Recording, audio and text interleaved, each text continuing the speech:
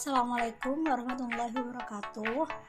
Nama saya Sofiana Putri Anggraini dengan NIM 2004 0111 0266. Saya Yusma Kunihaya dengan nomor induk mahasiswa 2004 0111 0286. Hai, aku Emila Rashida Yusuf, NIM 164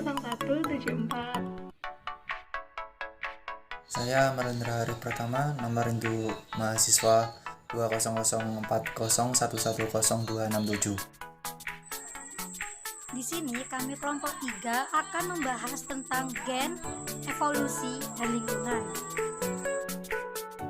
Di sini saya akan membahas tentang genetika. Pasti teman-teman penasaran kan apa sih genetika itu dan bagaimana gen bisa mempengaruhi psikologi. Mari kita lihat ulasan berikut ini. Gen adalah unit terkecil yang berperan dalam pewarisan sifat yang tersusun atas beberapa DNA yang terpintal dengan protein histon dan terdapat dalam lokus kromosom. Setiap gen memiliki informasi tertentu berkaitan dengan sifat yang nampak dalam setiap individu, dan ini bersifat dapat menduplikasikan diri. Selain untuk pewaris sifat, juga bisa berfungsi untuk mengatur metabolisme. Sekarang saya akan menjelaskan pengaruh gen terhadap psikologi seseorang. Adapun yang pertama yaitu mengetahui riwayat dan potensi. Masyarakat percaya bahwa riwayat dan potensi seseorang itu diturunkan dari nenek moyangnya. Seperti contoh, seseorang yang memiliki penyakit jantung biasanya itu diturunkan dari orang tua atau dari nenek kakeknya. Selain itu, bisa juga semisal orang tua itu berbakat di bidang musik. Biasanya, anaknya itu juga bisa berbakat di bidang musik. Seperti itu. Yang kedua yaitu perilaku dapat diperkirakan dari genetika. Dari pemetaan DNA itu, kita dapat mengetahui apakah seorang itu berperilaku hiperaktif, pemalu, semangat, atau yang lainnya. Adapun yang ketiga yaitu bakat dan kemampuan itu berhubungan dengan genetika. Jadi maksudnya itu adalah dalam genetika itu mengandung informasi esensial tentang potensi suatu individu sehingga dapat digunakan untuk menemukan bakat yang terpendam. Nah, karena gen dalam setiap individu itu berbeda, maka bakat dan kemampuan setiap individu itu juga berbeda. Dan yang keempat adalah respon psikologi dengan genetika. Kita bisa mengambil contoh kembar genetik dan kembar fraternal. Kembar genetik itu berasal dari sel telur yang sama, sedangkan kembar fraternal berasal dari sel telur dan sperma yang berbeda, sehingga kemiripannya tidak terlalu banyak dalam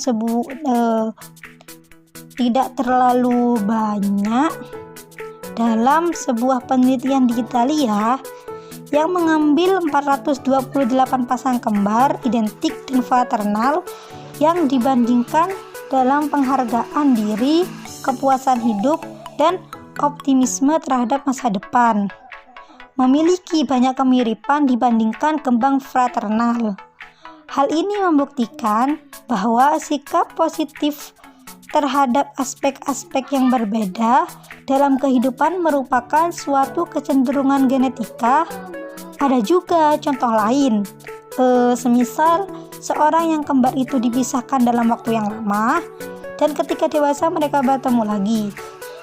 Nah, itu mereka akan tetap memiliki suatu kemiripan yang kental walaupun mereka telah berpisah lama.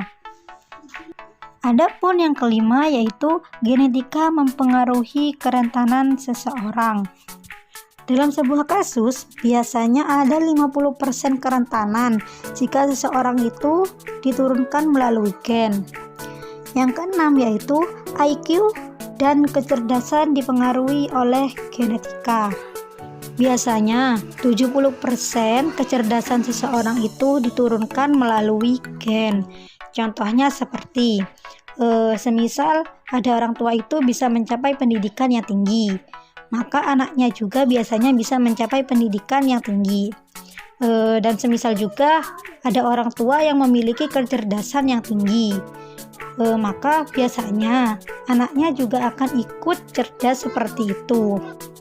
Baik, adapun yang ketujuh yaitu genetika memberikan perbedaan pada psikis setiap orang. Nah, kita bisa ambil contoh seperti yang kembar tadi. Walaupun mereka itu memiliki banyak kesamaan secara fisik maupun perilaku, tetapi ketika kita menggali lebih dalam lagi ke dalam setiap cerita mereka, apa yang mereka alami tetap akan ada perbedaan seperti itu. Adapun yang terakhir, yang ke-8 yaitu genetika memberikan pengaruh pada jiwa dan psikis seseorang.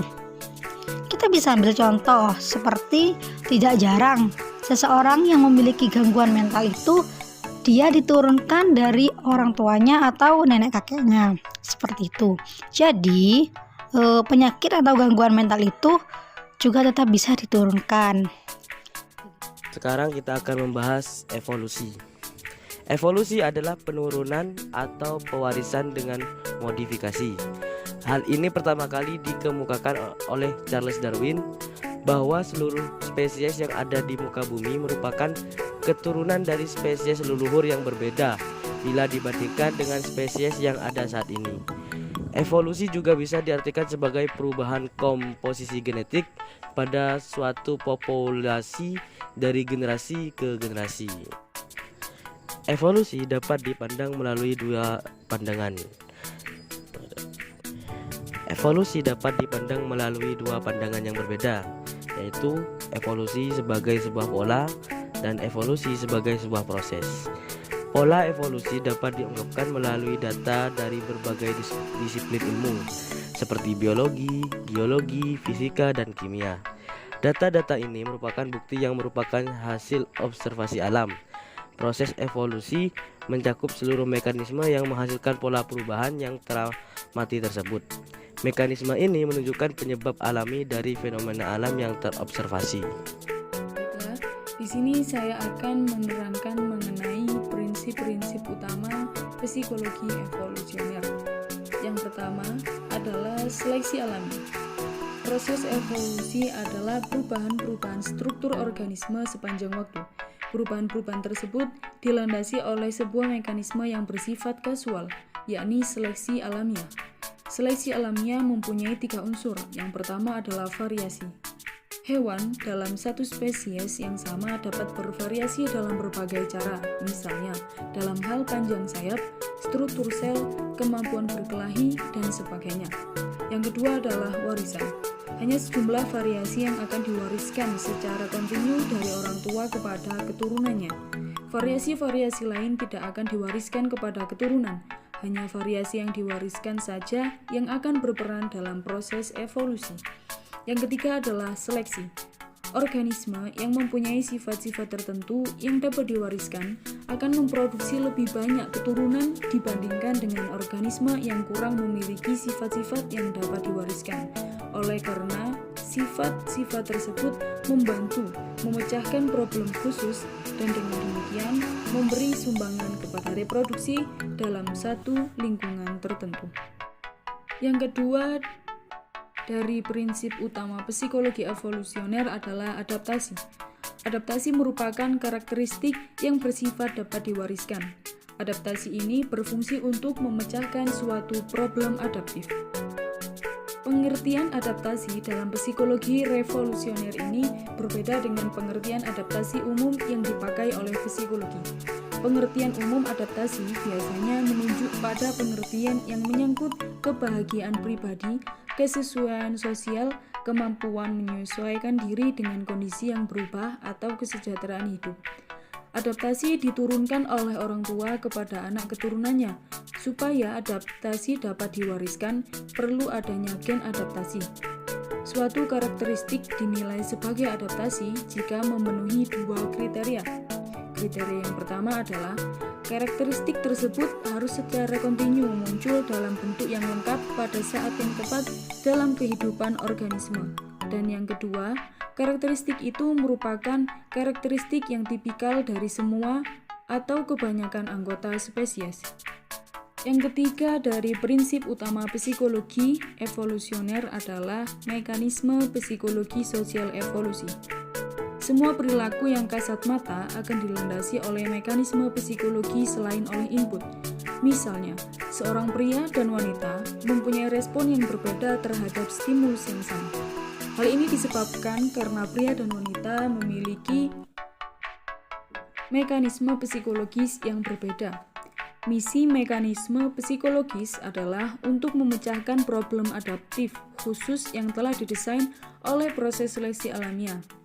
Nah, contoh beberapa kandidat mekanis psikologis beserta dengan kemungkinan fungsinya, yaitu yang pertama adalah rasa takut pada ular yang berfungsi untuk menghindari racun.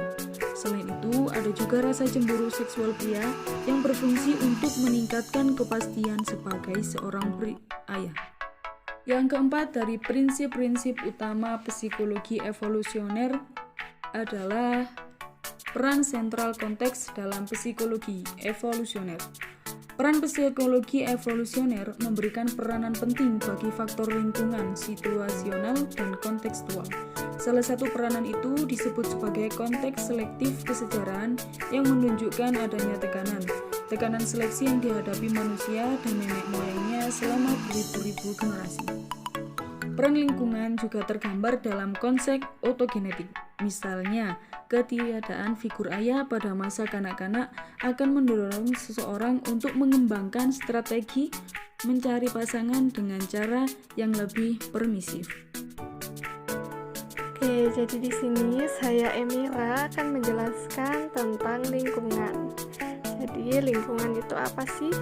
Lingkungan adalah semua kondisi di dalam dan di luar individu yang berpengaruh terhadap perilaku kita, perkembangan, atau proses hidup. Nah, lingkungan ini mencakup segala makhluk hidup dan tak hidup di alam yang ada di bumi atau bagian dari bumi yang berfungsi secara alami tanpa campur tangan manusia yang berlebihan. Kemudian, faktor lingkungan yang mempengaruhi psikologi seseorang. Seseorang yang hidup di lingkungan yang sejahtera dan terdidik akan memiliki kemampuan psikologis, khususnya kognitif yang baik. Begitupun sebaliknya.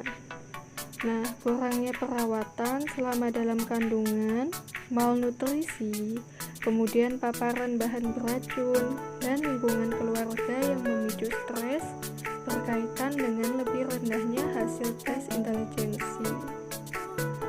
Selanjutnya yaitu mengenai perdebatan nature dan nurture. Jadi sebenarnya apa sih nature dan nurture itu? Jadi kita bahas pengertiannya dulu ya. Nature itu berasal dari faktor keturunan atau genetik. Nah, sedangkan nurture itu adalah stimulasi yang berasal dari lingkungan. Jadi, perilaku manusia itu bersifat responsif terhadap jalinan pengaruh yang saling terkait dan senantiasa berubah, teman-teman, baik secara biologisnya maupun lingkungan, ditambah dengan faktor keberuntungan maupun hal tidak terduga lainnya. Nah, kemudian asumsi tersirat dalam sebagian besar debat tentang nature dan nurture adalah bahwa dunia ini akan menjadi lebih baik jika gen-gen tertentu yang dimenangkan. Nah, asumsi ini mengabaikan fakta bahwa alam semesta menyukai keberagaman, bukan kesamaan. Karena kemampuan spesies untuk bertahan hidup itu tergantung pada keberagaman tersebut. Contohnya nih, jika setiap pinguin, lumba-lumba, atau manusia memiliki kekuatan yang sama, maka spesies-spesies ini tidak akan berhasil bertahan hidup ketika menghadapi perubahan lingkungan. Kemudian, contohnya lagi nih, ketika suatu virus baru atau perubahan iklim akan menghapus seluruh kelompok itu jika semua spesiesnya itu memiliki kekuatan yang sama. Nah, dengan adanya keberagaman itu, paling tidak beberapa pinguin, lumba-lumba, atau manusia itu memiliki peluang untuk tetap hidup. Nah, jadi seperti itu penjelasan mengenai